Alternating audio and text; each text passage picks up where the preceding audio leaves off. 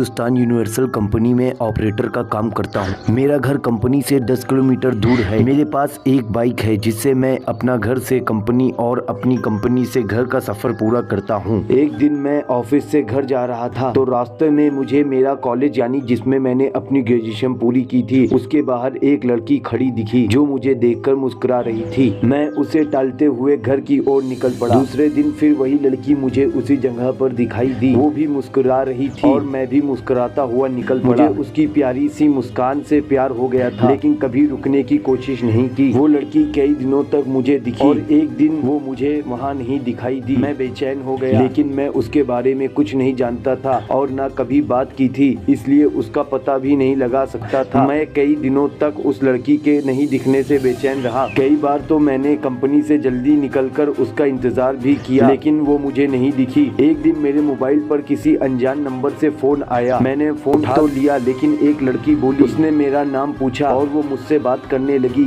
और बताया कि मैं वही लड़की हूँ जो तुम्हें रोज बाइक से गुजरते हुए देखा करती थी। मैं अचंभित रह गया और इसके पास मेरा नंबर कैसे आया और मेरे से क्यों बात कर रही है, लेकिन उसकी मीठी बातों में इतना खो गया कि ये सब बातें भूल ही गया। एक दिन उसने मुझे कॉलेज के बाहर मिलने के लिए बुलाया। मैं और मेरा दोस्त हम दोनों बाइक पर उससे मिलने को गए, क्योंकि कभी मैं लड़की को अकेले नहीं मिला था तो घबरा रहा था। मैं और मेरा दोस्त जैसे ही कॉलेज के बाहर पहुंचे तो वहां वो लड़की कहीं पर भी दिखाई नहीं दी। मैंने काफी फोन लगाया, लेकिन फोन स्विच ऑफ था। मैं घर लौट आया और घर में घुसते ही उसका फोन आया तो मैंने गुस्से में कहा कि हम वहां पर आपका इंतजार कर रहे थे, आप क्यों नहीं आई? तो उसने कहा कि तुम अपने दोस्त को क्यों साथ लेकर आए थे, मुझसे अकेले मिलने आना। मैंने कहा ठीक है। अगले दिन सुबह सुबह मैंने उसको फोन लगाया, लेकिन उसकी मम्मी ने फोन उठा लिया। मैं एक बार तो डर गया, लेकिन कॉलेज का प्रोजेक्ट का बहाना कर उससे बात करने को उसकी मम्मी से कहा। उसकी मम्मी ने कहा पागल हो गए हो क्या, प्रिया को मरे 3 महीने हो चुके हैं। मैं हक्का बक्का रह गया और मेरे हाथ से मोबाइल छूट गया और मैं बुरी तरह कांपने लगा। मैंने सोचा कि जिस लड़की को देख रहा था और जिससे मैं बात कर रहा था वह एक आत्मा थी। मुझे फिर भी विश्वास नहीं आया। मैंने अगले दिन फिर प्रिया की मम्मी को फोन लगाकर सारी घटनाएं सुनाई तो उन्होंने कहा मेरी बात पर यकीन ना हो तो मेरे घर आकर देख लो। मैं प्रिया के घर गया तो प्रिया के फोटो पर माला लगी थी। उसकी माँ ये घटना सुनकर भावुक हो गई, लेकिन उस दिन से मैंने अपनी वो सिम निकाल कर फेंक दी और नया नंबर ले लिया और कभी भी फोन नहीं आया। लेकिन आज भी मैं अनजान नंबर से अक्सर सहम सा जाता हूँ।